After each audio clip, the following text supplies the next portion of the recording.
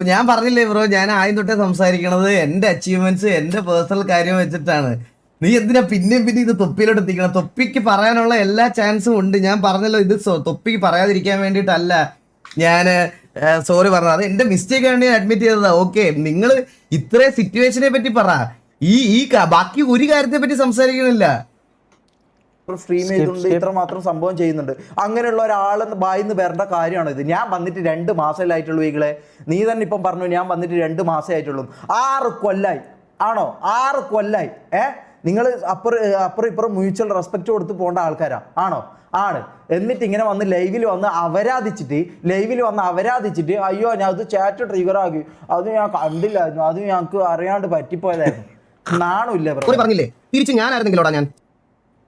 Bro, ഈ നാണത്തിന്റെ ഒക്കെ case പറയണ ഞാൻ പറഞ്ഞാൽ ചിലപ്പോ കൂടിപ്പോവും. ഞാൻ അതാ പറഞ്ഞ, നാണത്തിന്റെ ഒക്കെ കേസ് ഞാൻ പറഞ്ഞു കഴിഞ്ഞാൽ എനിക്ക് എന്തായാലും ഞാൻ പറയാം ബ്രോ. ഞാനിപ്പോ ജീവിതത്തിൽ എനിക്ക് പട്ടിണി കിടക്കേണ്ട വന്നാലും ഞാൻ സാരി ഉടുത്ത് ഇവിടെ ഒന്നും നിൽക്കൂല.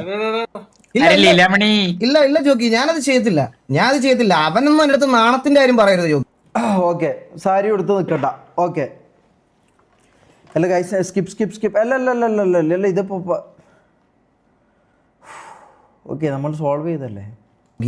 ഇങ്ങനത്തെ ആൾക്കാരൊന്നും എൻ്റെ അടുത്ത് നാണത്തിന്റെ കാര്യം പറയരുത്. നാണത്തിന്റെ കാര്യമൊക്കെ അത് വിടണം ജോക്കി. ഞാൻ ഒരിക്കലും ഞാൻ പറഞ്ഞല്ലോ, ഞാൻ ഇപ്പോഴും അത് ഞാൻ അങ്ങനെയാണെങ്കിൽ അമ്പി കളിക്കരുത്, മറ്റേ ഇതാക്കരുത്, കുക്ക്ഡ് അപ്പ് സ്റ്റോറി എന്നൊക്കെ ആണെങ്കിൽ ഇത് നീ ആദ്യം പോയി നിനക്ക് ഹോളിഡേഴ്സിനോട് പറ. അവരാണ് ഇത് കേൾക്കാൻ വേണ്ടിയിട്ട് ഏറ്റവും